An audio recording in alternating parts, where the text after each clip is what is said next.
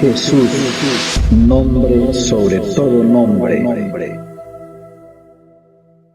Abran, hermanos, las Sagradas Escrituras en el primer libro de Crónicas, en su capítulo 15, verso 1. Dice así en el nombre del Señor Jesús. Hizo David también casa para sí en la ciudad de David, y arregló un lugar para el arca de Dios, y le levantó una tienda. Entonces dijo David: el arca de Dios no debe ser llevada sino por los levitas, porque a ellos ha elegido el Señor para que lleven el arca del Señor y le sirvan perpetuamente. Y congregó David a todo Israel en Jerusalén para que pasasen el arca del Señor a su lugar, el cual le había preparado. Reunió también David a los hijos de Aarón y a los levitas de los hijos de Coat, Uriel, el principal, y sus hermanos, 120. De los hijos de Merari, Asaías, el principal, y sus hermanos, 220. De los hijos de Gerson, Joel, el principal, y sus hermanos, 130. De los hijos de Elezifán, Semaías, el principal, y sus hermanos, 200. De los hijos de Hebrón, Eliel, el principal, y sus hermanos, 80. De los hijos de Uziel, Aminadab, el principal, y sus hermanos, 112. Y llamó David a los sacerdotes Sadoc y Abiatar, y a los levitas Uriel, Asaías, Joel, Samaías, Eliel y Aminadab, y les dijo: vosotros que sois los principales padres de las familias de los levitas, santificaos vosotros y vuestros hermanos, y pasad el arca del Señor Dios de Israel al lugar que le he preparado. Amén. Mire un gran movimiento que hizo David, hermanos, por trasladar el arca hacia Jerusalén. Dice que él hizo casa para él mismo y también hizo un lugar para que el arca de Dios estuviera también en un lugar estable. Nosotros vemos, hermano, que David era un hombre que se fijaba mucho en las cosas de Dios. David era un hombre que meditaba mucho en todos los movimientos relacionados a la obra de Dios. Él no solamente vivía por vivir su vida, puesto que era un rey, tenía mucho de qué ocuparse como un rey. Dice, hermano, de que el puesto de un cabeza, de un caudillo, de un rey, de un presidente, de un alcalde, no es fácil. Ahora, si nosotros nos ubicamos en una escala más pequeña, el jefe de hogar no es fácil. Bueno, hablando de los hombres responsables. Hablando de los hombres responsables, no es fácil, porque toda la carga va sobre él, y todas las peticiones van sobre él, y todas las quejas van sobre él, y todas las necesidades recaen sobre él, hablando de un jefe de casa. Entonces, porque tanto los hijos o como el hogar, dice: debe, no tengo, se terminó, se acabó, se arruinó. Así es, ¿verdad, Manuel? Se arruinó. Mire, se nos arruinó la refri, se nos arruinó la cocina. Vinieron a cortar la luz. Y así, la cama se nos arruinó. Mire, el techo está... Todo va al jefe de casa, ¿verdad, hermano? Todo va al jefe de casa. Entonces, pero no es porque el hombre quiera él llevar ese rol para ser famoso, sino que Dios lo dejó instituido desde la creación. Lo dejó instituido, lo dejó como cabeza. Entonces, por ello, hermanos, de que el Señor a cada quien, a todos nos ha delegado diferentes dones, responsabilidades, capacidades, todos por igual, haciendo una función que el Señor nos ha encargado, nos ha delegado. Pero en el caso de las personas que el Señor les delegó autoridad, ha dejado un orden. Aún la iglesia dice que a unos constituyó apóstoles, a otros pastores, a otros maestros, a otros evangelistas, y todo lo dejó en orden. Uno hace un rol, otro hace otro rol, y todos trabajando en su don, en su ministerio. Entonces, yo hago esta aclaración para que ustedes vean que lo que yo enfoco no es una forma despectiva en cuanto a la mujer o a la esposa, pero la mayoría de cosas fuertes recae siempre sobre el responsable del hogar. Amén. A excepción de las hermanas que ahora están solas, que recae sobre ellas. Y no vamos a dejar mentir que las que son cabeza de hogar, ahora que están viudas o solteras o madres solteras, o las que están en esa forma de vida, no es fácil una responsabilidad de casa. Todo lo que viene, llega el recibo de agua, ¿quién no paga? El responsable. Llega el recibo de la luz, ¿quién no paga? El responsable. Llega el recibo de teléfono, ¿quién no paga? El responsable. Llega el recibo de internet, ¿quién no paga? El responsable. Hay que hacer una mejor en la casa, ¿quién hace el gasto? El responsable. Todo recae sobre el representante. Entonces, desde ese punto de vista, no es fácil. Ahora bien, así es lo mismo para un alcalde responsable. Así es lo mismo para un presidente responsable. Así es lo mismo para un rey. Entonces, pero estamos hablando de los responsables, de los que tienen que hacer según la función a la que fueron delegados, a lo que fueron llamados. Entonces, esta persona que trabaja de esa manera como debe de ser, no vive una vida de descanso, una vida holgada, una vida desocupada, una vida solo de placeres, sino de ocupaciones. Que mire esto, que mire lo otro, que mire aquí, que mire allá, y que todo quiere que la persona lo resuelva. Entonces, yo me he enfocado para que veamos, hermanos, esa forma de vida, al igual viendo ahora dentro de la obra, ¿qué le dijo Jetro a Moisés? ¿Qué le dijo Jetro a Moisés cuando vio que desde que salía el alba, desde que amanecía y hasta que declinaba el alba, Moisés estaba resolviendo los problemas del pueblo? ¿Qué le dijo el suegro a Moisés? Le dijo: ¿qué es lo que estás haciendo, Moisés?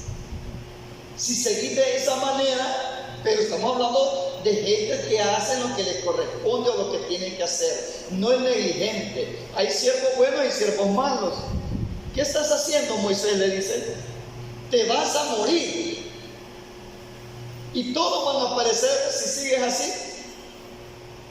Y pon los jefes de millares, jefes de miles, jefes de centenas, y empieza a decirle: y ellos que lo resuelvan. ¿Se da cuenta la responsabilidad de un dirigente? Toda la carga iba solo a Moisés, y él, como de buen corazón, recibiéndolo todo, y le dice: eso que estás haciendo no estás bueno, no vas a llegar muy lejos. Bueno, el enfoque es la ocupación del que tiene un cargo. Entonces acá David tenía un cargo, ¿y qué era? Rey, el segundo rey de Israel. Y también se había dado cuenta el rol que había desempeñado el primer rey de Israel. David sabía perfectamente, hermanos, que en los tiempos donde él fue elegido rey, ese tiempo donde él fue llamado rey, y desde muy jovencito, él sabía que no era fácil ese cargo. Yo quiero que analicemos algo así detenidamente. Cuando David fue hecho rey de Israel, no era fácil. Fueron los momentos más difíciles de Israel, donde los enemigos los acechaban a cada momento, los acechaban y los asediaban. Tenía muchos enemigos y no eran naciones débiles, eran naciones fuertes. Cuando él fue llamado a fungir el papel de rey, no era fácil. Aunque el Señor, hermanos, confirmó su llamado, el propósito por el cual lo había llamado, que Él iba a darle la victoria a Israel por medio de David, y que David era un varón conforme a su corazón, aunque él oyó las alabanzas que las doncellas, que todas las mujeres de Israel hacían acerca de David. Saúl hirió a sus miles y David a sus 10,000, y que Saúl sentía envidia por él se daba cuenta de todo eso. Y que ninguno de sus hermanos había sido llamado a ser rey, ni el mayor, sino que el menor, que era él, que ni siquiera había visitado el cuartel. Él guardaba todo eso en su mente. Y no era poca cosa lo que el Señor le había delegado cuando fue ungido rey. Porque Saúl lo perseguía para matar. Y también se había ganado de enemigos a toda la ciudad, a todo el ejército donde estaba Goliat. Sí, desde jovencito tenía problemas. Entonces era suficiente para que David solo se enfrascara en la materia. Era suficiente de estar, hermanos, ensayando a sus oficiales, de estar supervisando a sus oficiales, de estar viendo cómo iba el cuartel, de estar reclutando, de estar viendo que fuera bien todo y que las finanzas fueran bien, y hermanos, haciéndose de su fama, de su gloria en esta tierra. Tenía mucho en qué estar ocupado David. Pero mire, hermano, curiosamente, pero yo aquí en la palabra no veo que David haya muchos relatos de todo lo que se ocupó en su vida cotidiana, en su vida material diferente. Que Salomón se deleitó de todo lo que había en esta tierra, se deleitó, no negó nada de lo que sus ojos observaban. Dice que él se hizo de todo lo que él quiso, él inventó muchas cosas y también creó muchas cosas y se amontonó de oro y de plata. De Salomón dice que sí se ocupó en la materia. Pero ¿saben por qué? ¿Saben por qué se ocupó en la materia? Porque el Señor dice que en el tiempo de su reinado le dio paz. Entonces tenía tiempo libre porque no estaba en guerra. Entonces por eso es que él creció en la fama y en la riqueza y en la sabiduría. Porque en los tiempos de Salomón dice que el Señor le dio paz, diferente al tiempo de David. Entonces David era un hombre extremadamente ocupado. No solamente para estar velando y guardando la ciudad, guardando el pueblo de Israel, sino que guardando su propia vida porque tenía muchos enemigos, y también velando por su familia. Mire cuánta responsabilidad tenía David. Velaba por su familia, velaba por su hogar, velaba por sus intereses personales, velaba por los intereses de la nación, velaba, hermanos, por todo. Y guardaba también de su vida. Entonces él hizo bien en confiar plenamente en el Señor, y dijo así: en paz me acostaré y asimismo dormiré, porque solo tú, Señor, me haces vivir confiado. Y es que la confianza no se necesita, hermano, en los tiempos de paz. La confianza se necesita en los tiempos difíciles. Entonces, repito, David era un hombre súper ocupado. Pero a lo contrario que acabo de hablar de Salomón, vemos en David. Aquí vemos el historial de David. ¿Cómo dice la palabra acerca de David? Dice: el dulce cantor de Israel. ¿A quién le cantaba David? ¿A quién le cantaba David? A las muchachas bonitas, ¿verdad? Así dicen los hombres mentirosos, ¿verdad? Estas son las mañanitas, dice que cantaba el rey David, dice. A las muchachas bonitas. Mira el invento que hay. ¿A dónde está ese registro? Que David celebraba el cumpleaños y que David le cantaba a las muchachas que cumplían años.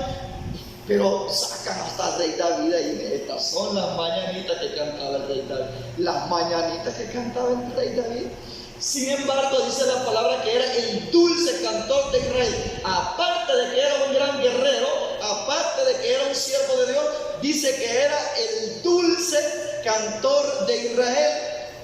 Y si era el dulce cantor de Israel, ¿por qué el dulce cantor de Israel? Porque lo que él cantaba era para Dios, era grato, era un cantor agradable al Señor. Tenía espacio para cantarle al Señor. Todos los salmos que están escritos acá, algunos son oraciones, pero la mayoría son cánticos que él, en su inspiración, en su amor, en su enamoramiento para con Dios, dice que él los escribía. Mire qué don más especial. Ahora estoy entrando, hermanos, en lo que quiero que meditemos en esta hora. Que a pesar de que yo les expliqué desde el hogar, desde un alcalde, de un presidente, de alguien que tiene un cargo, hasta les hablé de Moisés, alguien dentro de la obra, pero a pesar de que estaba ocupado en tantas áreas de la vida, él dedicaba un tiempo especial para cantarle a su Dios. ¿Y cómo es eso que David escribió tantos salmos? Inspirado, hermanos, en su gratitud, en el temor. Repito, es un don que el Señor le dio. Yo no le voy a estar cuestionando, diciéndole a usted o retándolo o avergonzándole. ¿Y usted cuántos salmos ha escrito? ¿Y usted cuántos proverbios ha escrito? No, eso tampoco es correcto, porque cada quien en su don, en su talento, en lo que Dios le ha dado, ahora para nosotros, Él ha dejado que nosotros nos deleitemos en Él. Así dice su palabra también: deleítate en el Señor y Él concederá las peticiones de tu corazón. Pero ¿qué hacía David? Mire, dice que él se dio cuenta que la casa de Obed-Edom había recibido bendición porque estuvo muchos meses solo por tener el arca. Y él decidió trasladarla. En su primer intento hubo una pérdida de un varón que tocó la carreta porque se caía el arca y hubo pérdida. Y él dice: ¿y qué es lo que hicimos malo? No, el arca no puede ser tirada por carreta ni por animales. El arca debe ser trasladado por gente santificada. Porque, miren, ¿qué pensamientos tenía? O sea que David no estaba enredado con las cosas del mundo. David, a pesar de que desempeñaba su rol, David, a pesar de que él, hermano, cubrió y tan joven empezó con ese cargo tan fuerte de la familia y también la responsabilidad del pueblo de Israel, hermano, dice que él era un hombre que también, por eso dice el Señor: me he provisto de un varón conforme a mi corazón, porque sabía que David era un hombre tan enamorado desde su mocedad, desde su niñez. Porque él, cuando le lanzó la piedra a Goliat, dijo: en el nombre del Señor de los ejércitos, y le lanzó la piedra. Y él daba la honra y la gloria al Señor. Fuese oso, fuese león, el Señor me lo entregaba. Tan jovencito, él creía en el Señor y experimentó el favor de Dios. Y por eso es que él creía tanto, tanta fe tenía en Dios, que le daba la honra a cada momento. Y cuando la alabanza, hermanos, que escuchó de aquella doncella, vio que había vencido a Goliat y después lo eligen rey, y que no era poca cosa ser yerno del rey también. Todo eso él lo observó, como nosotros podemos observar que entre todas las familias de la tierra, nosotros hemos sido llamados, hemos sido elegidos. Dice: muchos los llamados y pocos los escogidos. Muchos vienen y se van y pocos los que quedan. Como cuando zarandean, ¿verdad?, el grano. Entonces David reconocía todas estas cosas y por eso estaba altamente agradecido. Le cantaba al Señor, pensaba en Él. Y aquí dice así: que él quiso trasladar el arca de la casa de Obed-edom para Jerusalén. ¿Por qué? Él ya era rey, tenía fama, tenía riqueza, tenía, hermanos, sus mujeres, y también, hermanos, tenía la victoria que el Señor le daba con sus enemigos, pero él le interesaba lo espiritual.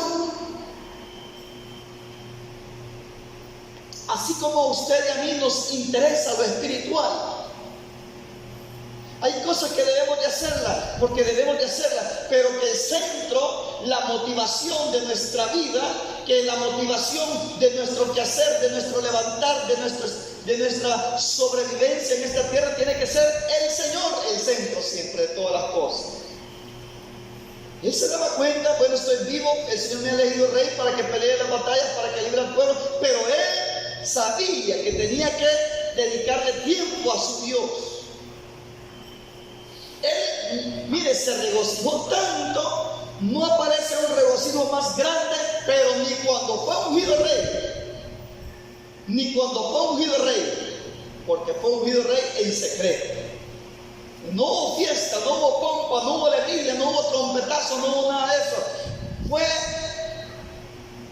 cuando se alegró en gran manera, cuando él entendió qué es lo que iba a trasladar y qué iba a tener cerca de su casa.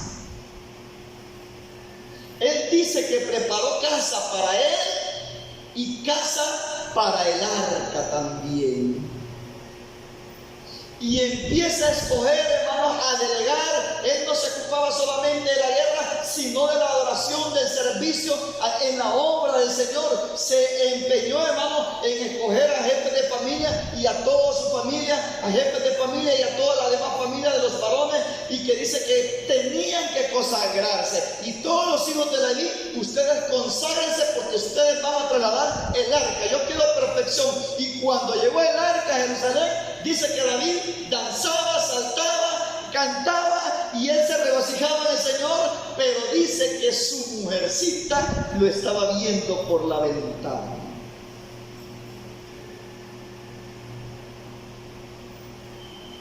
Y dice que lo menospreció. Dice que lo menospreció y dice, ¿cómo se ha rebajado el rey de Israel delante de sus criadas?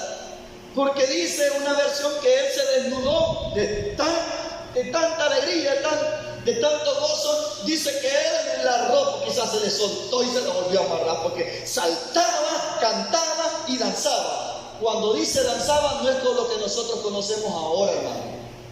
Cuando dice que danzaba, no es lo que nosotros conocemos, que es un ritmo que se aprenden todos, de zapateo. No, eso no. Y cuando dice que danzaba, él bailaba.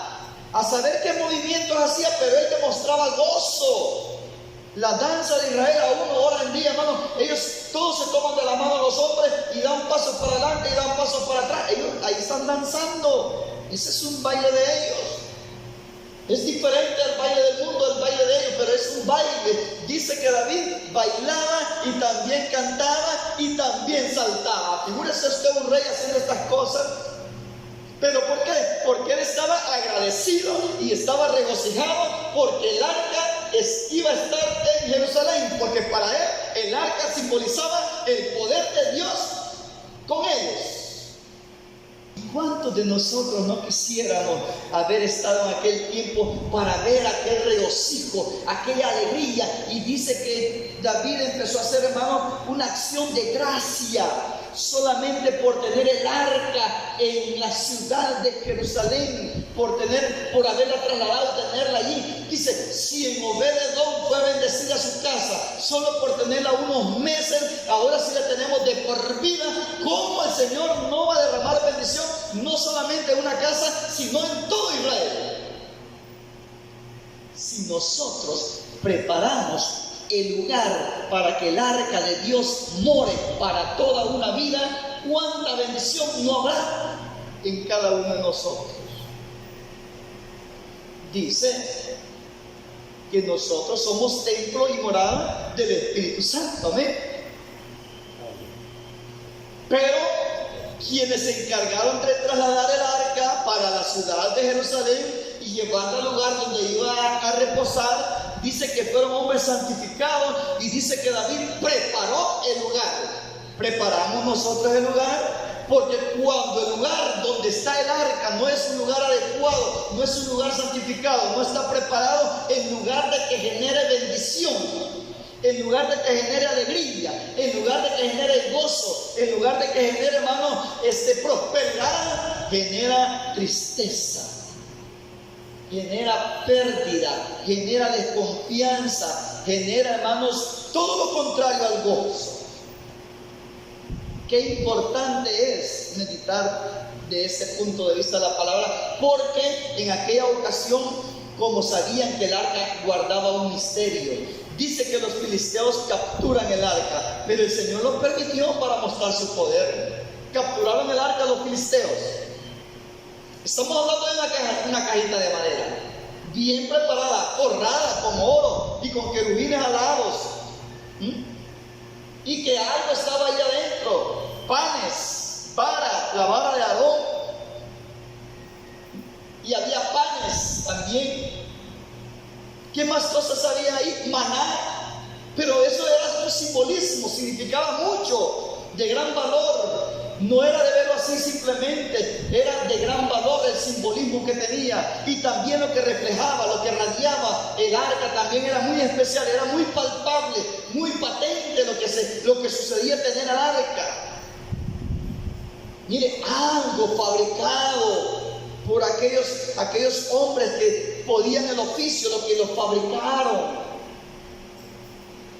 Pero ahora, ¿quién más que el arca? El Señor Jesús. ¿Se da cuenta? El Señor Jesús, en aquel tiempo, él simbolizaba la bendición en Israel. Lo simbolizaba. Dice que ellos, cuando capturaron el arca de los filisteos, dicen: ahora sí tenemos el arma poderosa de Israel. Ahora no van a poder combatir contra nosotros, sino que ellos están derrotados porque hemos capturado el arca. Pero como el arca, aquella edificación que habían hecho, estaba consagrado para Dios, ahí se manifestaba el poder de Dios. Dice que hizo estragos en todos aquellos hombres. Dice que empezaron a salirle tumores. Lo llevaron al templo de Dagón, y dice que Dagón, postrado y sin sus miembros, sin cabeza y sin sus manos, y después todo su tronco también, hermano, todo postrado ante el arca, y empezaron a padecer de enfermedades todos los filisteos. ¿Por qué? Porque estaba en un lugar no indicado el arca. Pero cuando David quiso hacer detenidamente toda la perfección, porque él entendió de que de la manera incorrecta no se puede trasladar el arca, de la manera incorrecta no puede llegar a un lugar, tiene que ser apartado para Dios, tiene que apartarse para Dios, tiene que alejarse del mundo para sentir la bendición de Dios. Dice que él hizo una acción de gracia y trajo a memoria todas las maravillas que el Señor había hecho con su pueblo, con el arca. ¿Se da cuenta, hermanos? Dice que cuando los levitas pusieron los pies en las riberas del río Jordán, dice que ellos entraron descalzos, y cuando el agua tocó la planta de sus pies, el río empezó a detenerse. Y pasó uno, y pasó otro, y pasó otro. Iba la columna de levitas con el arca, y dice que el río Jordán se detuvo y empezó a desbordarse por su ribera, y todo Israel pasó en seco. Esas son las maravillas. Entonces David empieza a recordar todas estas cosas. Cantad a él, cantadle salmos, hablad de todas sus maravillas, gloriaos en su santo nombre. Alegres el corazón de los que buscan al Señor. Buscad al Señor y su poder. Buscad su rostro continuamente. Buscad su rostro y su poder. Buscad su rostro continuamente. Mire, la expresión de David. Yo decía al principio que David era un hombre muy ocupado, pero si él estaba dando el consejo, contar todas sus maravillas, buscar su rostro, buscar su poder, él lo hacía. ¿Qué nos enseña este consejo en esta hora? Que a pesar de todas las ocupaciones que nosotros tengamos en esta tierra, siempre debemos de enfocarnos en lo fundamental, en lo que por ello nosotros existimos. David le daba la honra y la gloria al Señor porque por él lo tenía todo. David dice contar todas sus maravillas, buscar su rostro, buscar su poder, y si él lo predicaba, él lo enseñaba al pueblo, él lo practicaba. Miren qué regocijo solo con tener el arca. Ahora, si nosotros tenemos al Señor Jesús en nuestro corazón, también debe de estar ese regocijo. No que el arca la tenemos en nuestra casa, sino en nuestro corazón mora el Señor Jesús, quien ha hecho maravillas en nuestras vidas. Hermano, si donde el Señor se manifiesta, hermano, nosotros debemos de recordar sus obras. Ese es el arca. Pero mire, cuando el Señor usaba sus profetas, ahí no andaba el arca, sino que en ese profeta andaba el Espíritu de Dios, moraba el Espíritu de Dios. Dios usaba a los profetas. Mire qué bendición, hermano. Ahora, si el Señor está en nosotros, no necesitamos de nada más, porque Dios está en nosotros. Ahí está todo, estamos completos. Cuando el Señor, hermano, por medio de Elías le dice, y Elías, hermano, profetiza o da órdenes, hermano, de la sequía que se mantuviera en Israel por causa del pecado, un juicio de parte de Dios. Dice que el Señor manda primeramente a Elías a un arroyo para ser alimentado. ¿A través de quiénes? ¿Quiénes usó el Señor para darle alimento a Elías? Cuervos. Dice que le llevaban carne para que comiese. Y como él estaba ahí por el arroyo, bebía agua del arroyo y comía carne. Y ahora que ellos dicen, hay que ser vegetarianos para agradar a Dios. No, para agradar a Dios solo se necesita obediencia. Carne le llevaban. Pero cuando el arroyo se secó, fue otro problema. Pero estamos hablando de un varón en el cual moraba el Espíritu de Dios. Esa es la base, el centro del mensaje. En el antiguo tiempo consideraban que en el arca ahí estaba el Espíritu de Dios, ahí moraba el Espíritu de Dios, y por eso se regocijó tanto David, y por eso veían esas grandes maravillas. Cuando dieron vuelta alrededor del muro de Jericó, dice que dieron vuelta a los levitas, pero ¿qué llevaban? El arca, simbolizando que ahí estaba la presencia de Dios. Y dice que aquellos hombres de Jericó temían cuando veían a Israel que están haciendo, y en silencio, y en silencio, y en silencio. El arca. Pero en aquel tiempo de Elías no andaba el arca Elías, sino que el siervo de Dios andaba ahí. Y cuando se secó el río, cuando se secó el arroyo, el Señor le dice, anda, ve a una viuda, yo le he dado órdenes. Mire cómo es el Señor, hermano. Yo le he dado órdenes que te sustente, que te dé de comer, que te alimente. Yo ya le digo órdenes a la viuda. Y solo fíjese usted, hermano, como dice el Señor a Elías, yo le he dado órdenes a esta mujer que te sustente y te mantenga.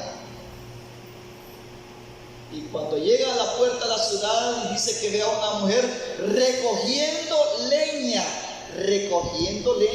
porque era viuda.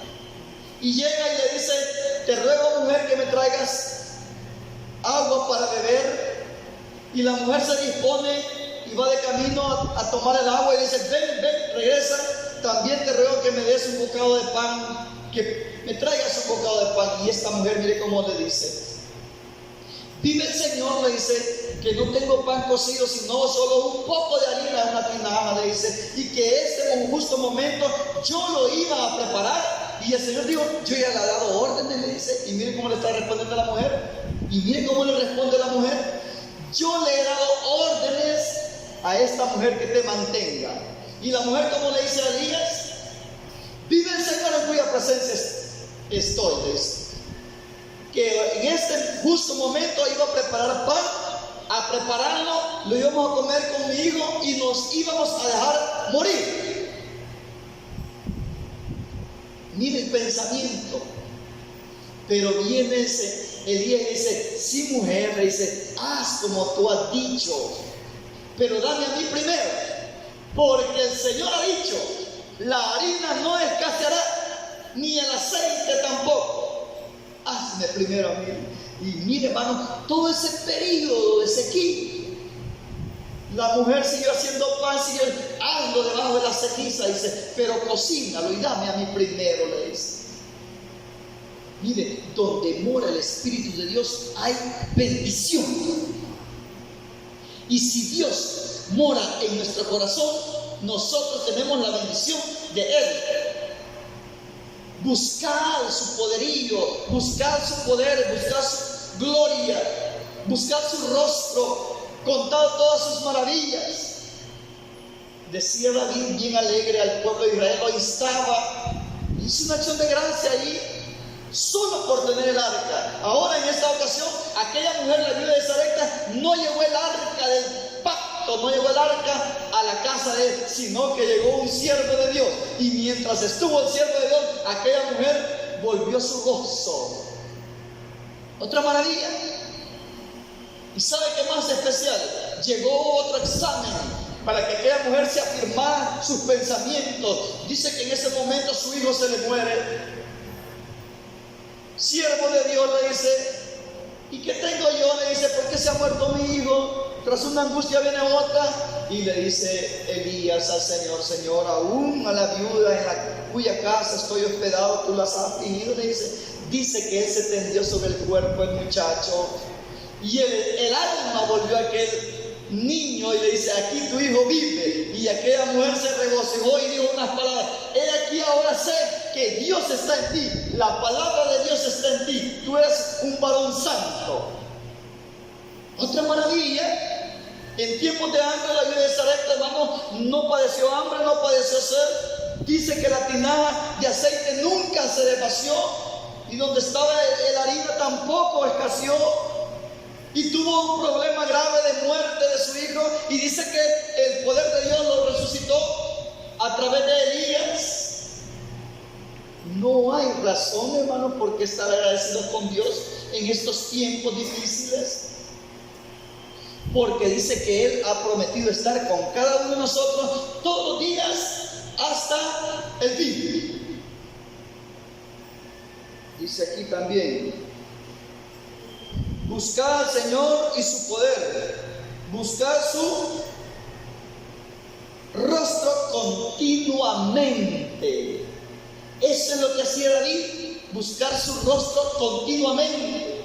O sea, David, cada vez que él se levantaba, él sabía que tenía que agradecerle al Señor. Le daba honras, glorias, le cantaba, escribía salmos. Él, hermano, se remiraba en él, Señor.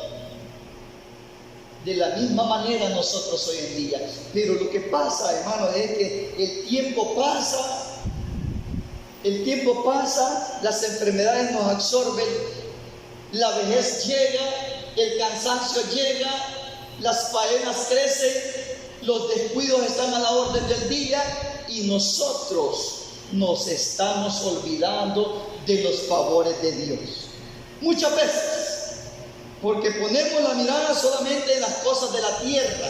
¿Cómo voy a hacer esto? ¿Cómo voy a hacer lo otro? ¿Y si pasa esto? ¿Y si pasa lo otro? Y nos embarazamos y descuidamos, hermano, por lo que aquí la palabra de Dios nos está exhortando en esta hora. ¿Cómo dice? Buscar el rostro de Dios todos los días. Buscar su poder. Oh vosotros, hijos de Israel, su siervo, hijos de Jacob, sus escogidos, que el Señor es nuestro Dios, sus juicios están en toda la tierra. Él hace memoria de su pacto perpetuo y de la palabra que Él mandó para 1000 generaciones, del pacto que concertó con Abraham y de su juramento a Isaac, el cual confirmó a Jacob por estatuto y a Israel por pacto sempiterno, diciendo: a ti te daré la tierra de Canaán. Todo lo que recordaba David.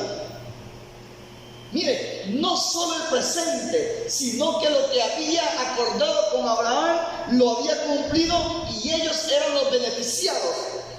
Aquellos en el desierto quedaron postrados. Abraham no vio la tierra.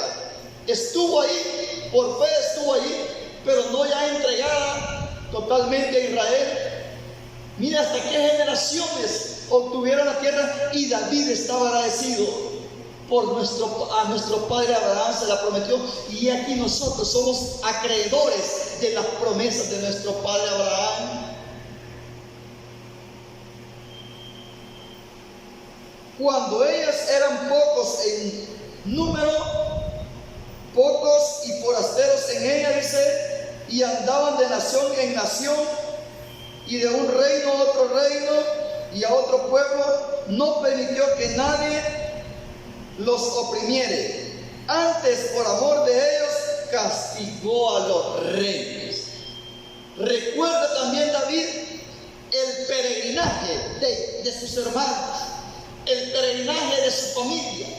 Y él en ese momento no era peregrino, sino el rey de Israel, y el cual él hacía memoria de todas las maravillas que el Señor había mostrado a su pueblo, con el propósito de tenerlos en esas tierras donde él había sido ungido rey. Pero ¿por qué hace tanta alegría? ¿Por qué hace tanto escándalo David? Porque era un hombre altamente agradecido, hermano. Como por ejemplo, ¿por qué Mical no lo vio tanto así como lo veía David? Mire qué lado opuesto. Mical le dio vergüenza. Mical lo menospreció. No le puso el valor. Sin embargo, David sí lo veía de otra manera. Yo salto, yo danzo, yo me regocijo por todo lo que Dios ha hecho para tenernos en esta tierra, y su presencia divina está con nosotros. Y por tener el arca, de esta arca nos damos cuenta de todo lo que Dios hizo con Josué, cuando le entregó a todos los reyes, y de lo que hicieron cuando pasaron el río Jordán. Y él empieza a hacer memoria de todas las maravillas. Se van hasta las promesas que Dios hizo a Abraham, su padre. Y que él entiende y dice, y él no permitió que cuando eran forasteros y andaban de reino y de pueblo en pueblo, dice que no permitió que nadie les hiciese daño. Hasta de eso se estaba regocijando, que a sus antepasados el Señor los protegió, hermano. ¿Cree que no era un corazón tan agradecido? Por eso es que él, hermano, rendía culto al Señor y mostraba ese corazón agradecido. Era espontánea la gratitud de él, la reflejaba, la compartía e instaba a que también así fuera el pueblo. ¿Sí? Antes, por amor de ellos, castigó a los reyes. No toquéis, digo, a mis ungidos, ni hagáis mal a mis profetas. Cantad al Señor toda la tierra, proclamad de día en día su salvación. Llegó David a la vejez, hermano, y un hombre muy agradecido con Dios. Cuando yo llego a este punto, siempre recuerdo, yo lo recalco también hoy en día, lo recalco y lo aclaro para que nosotros no nos vayamos a ofender. Cuando llego a este punto, una vez allá en Hacienda Vieja, un anciano se ofendió, porque yo dije que el anciano debe estar fuerte y el anciano debe mostrar su misma actitud. Y él a la hora del testimonio dijo, los jóvenes de este tiempo menosprecian a los ancianos. Si uno fue joven y ellos van a llegar a ser ancianos y lo menosprecian solo porque ellos son jóvenes y tienen fuerza. Él lo entendió, que yo estaba menospreciando que arrastraban los pies los ancianos. En ese tiempo él estaba entero, pero él sintió esa como que fue ofensa. No, cuando aquí me refiero yo, hermano, es a la vida espiritual, que nosotros, hermanos, aún en la vejez, nuestro interior debe de estar de igual, con el mismo deseo de servirle al Señor, con el mismo deseo de andar en temor de Él, con el mismo deseo, con la misma reverencia. Así como David. Aún el ejemplo que tomé y el que está aquí, hermano, el mismo ejemplo que está aquí en la palabra, dice que David lo iba a matar a un gigante. Entonces eso da a entender que la fuerza física ya no la tenía para andar en la batalla. Pero él se acordaba, Dios está conmigo y me ha puesto por rey de Israel. Y estoy cumpliendo mi deber hasta el último momento. Él no lo hacía por jactancia, él lo hacía por gratitud. Su cuerpo ya no respondía, pero él tenía esa devoción, él tenía esa gratitud, él tenía esa voluntad. Y como lo hacía de limpia conciencia, con limpio corazón, él murió de vejez. No permitió que muriera en campo de batalla, porque David fue un hombre conforme al corazón del Señor. Le agradó, porque era un hombre misericordioso. Era un hombre misericordioso. Ya no salga más el rey a la batalla, ya no salga más el rey a la guerra, no sea que apague la lámpara de Israel. Pero un hombre, hermano, que no se dio por vencido. Nosotros vamos para viejos y no hay que darnos por vencidos, ni que nos apague la lámpara, ni que nos apague el gozo, ni que nos apague el gozo, hermana mía. Siempre cantemos con júbilo. Si habemos 20, que sea como que cabemos 100. Si habemos 50, que se vaya como que habemos 200. Así, de igual manera. Entonces, eso es lo que Dios quiere. ¿Qué dijo Caleb? ¿Qué dijo Caleb? Estoy tomando ejemplo, hermano, de la palabra de Dios, de hombres que fueron carne y sangre igual que nosotros. Caleb estaba hablando de su optimismo. Oiga, hermano, Caleb estaba hablando de su optimismo. Estaba hablando de su fe en Dios. No estaba hablando, hermano, machistamente, ni estaba hablando, hermano, jactanciosamente, que dice que cuando el Señor me llamó, tenía 40 años, dice. Pero ahora tengo 80 y me siento con la misma fuerza, dijo. Ya había doblado el tiempo. Mano Felipe, usted tiene 80 ya. ¿Y cómo nos sentimos, mano Felipe? Arrastrando el colchón ya. Hermana Cintiquita ya tiene 40. Yo la veo que se duerme. Bien cansadita ya. La hermana ahorita ni tiene 80 y ya la veo bien cansadita. Y cuando yo tengo 80, mano, tal vez no me caigo de la banca, mano, dormido. Es bien terrible eso, ¿verdad, mano? Pero ¿de qué estaba hablando Caleb? ¿De qué estaba hablando David? Del optimismo en la obra del Señor. El deseo que no se apague, que no se termine. De eso estaba hablando. De eso habla la palabra del Señor. De esa fuerza que la carne no quiere, pero traigámosla. La carne no quiere, pero traigámosla. Que nuestro espíritu domine esa carne. De eso está hablando la palabra. David llegó a la vejez y empuñando la espada. Caleb dice que era tan fuerte como cuando ya había doblado 2 años. Pablo dice que con tal que acabe mi carrera con gozo, y la terminó en una cárcel. Yo decía la vez pasada, muchos ilustran a Pablo que está ahí por una ventanita viendo la ciudad y escribiendo una carta y una ventanita y se ve la luz del día, que oye anaranjadito, azulito, se le bien. No era así donde estaba el apóstol Pablo. Arqueólogos hoy han descubierto dónde fue la cárcel de Pablo, hermano. Era en un sótano en la ciudad, era un calabozo, un escalerón para abajo, mi hermano, y habían labrado debajo en la tierra y habían cavado una como peña, y allí en una cueva, ni tenía forma así de forma algo gacho, era una cueva, no era construcción, y era un escalerón para abajo, y allí aquello oscuro y húmedo, y él solito, encerrado bajo el nivel del suelo, no era bonito, y él desde ahí estaba cumpliendo su labor. Dice que por cartas mandaba a las iglesias el consejo, mandaba las cartas. Yo estoy preso, pero la palabra de Dios no está presa, no hay excusa. para terminar nuestra obra en el camino del Señor.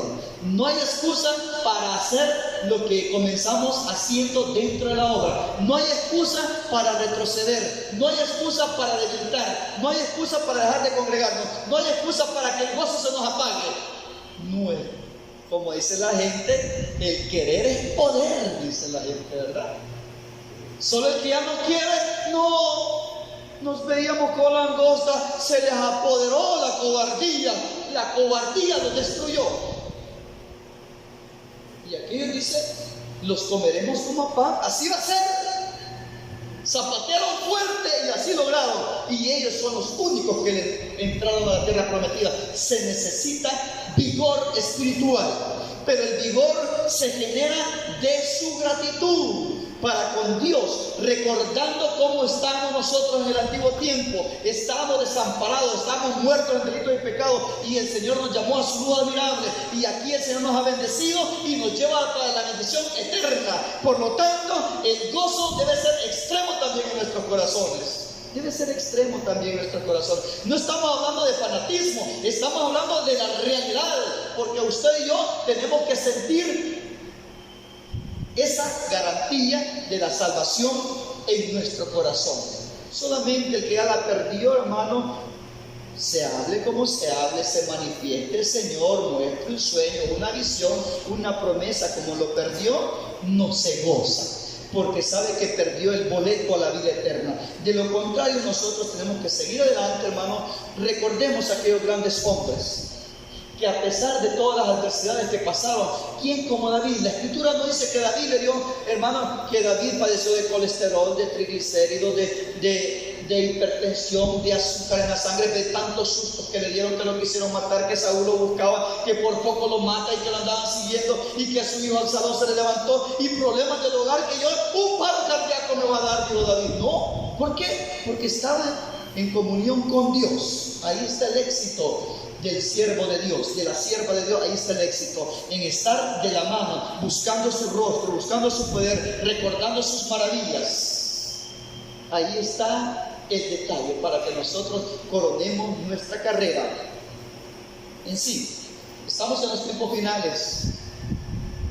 No dejemos que nuestra carne nos domine, ni que nuestra carne nos esté acariciando. Descansa, papito, ya estás cansado, te va a dar un derrame. Tranquilízate, no le des muy a la carrera. No le hagamos caso a la carne, hermano. Traigámosla al culto, a la carne, traigámosla al culto. Tranquilízate, te puede dar un paro cardíaco. Muy apresurado a llevar las cosas, no es para tanto. No hay que hacerle caso a la carne. Mantengámonos en el mismo ritmo, ¿verdad? Así como David se gozaba, ya viejo se gozaba, todos los antepasados se gozaban. Todos aquellos hombres se gozaban, temían a Dios, respetaban a Dios, obedecían al Señor. Esa es nuestra misión.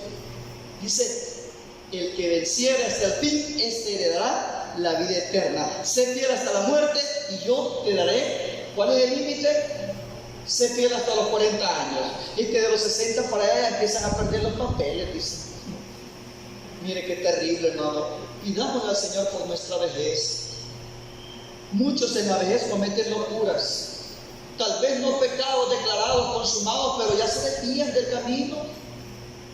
¿Cuántos testimonios de ancianitos que ya ni mueve los pies, pero pecó con la nieta, con la sobrina, y otro no pecó físicamente, carnalmente, fornicación literal, pero fornicó, se fue en pos de otros dioses, se torció de la doctrina? Pidámosle al Señor por nuestra vejez, que no vayamos a cometer locuras, que estemos bien sobrios. Y yo pienso, y tengo un concepto personal, esto no está en la palabra de Dios, que depende cómo hayamos caminado nosotros todo el tiempo de desde que el Señor nos llamó, depende cómo hayamos caminado, así vamos a reaccionar en el futuro. El Señor va a tener misericordia de nosotros, nos va a guardar el pensamiento si nosotros hemos procurado agradarle. Pero si hemos vivido una vida desordenada, el Señor nos puede desamparar. Porque la acumulación de tantas faltas y de menosprecios en la obra y de desobediencia puede ocasionar que nos desampare, porque lo que cosechamos, lo que sembramos es lo que cosechamos. Dice que la paga del pecado es muerte. Entonces, si depende cómo nosotros hayamos caminado desde nuestra juventud, el Señor puede guardar nuestros pensamientos para que lleguemos a la vejez bien lúcidos, bien despiertos, bien conscientes de lo que estamos haciendo. Es importante llegar a la meta final y coronar nuestra carrera. Paz del Señor Jesús a todos, hermanos. Iglesia Evangélica de la Fe Apostólica, el nombre revelado en Cristo Jesús, en El Salvador, Centroamérica, compartiendo las grandes verdades, y en ningún otro hay salvación, porque no hay otro nombre bajo el cielo dado a los hombres en que podamos ser salvos.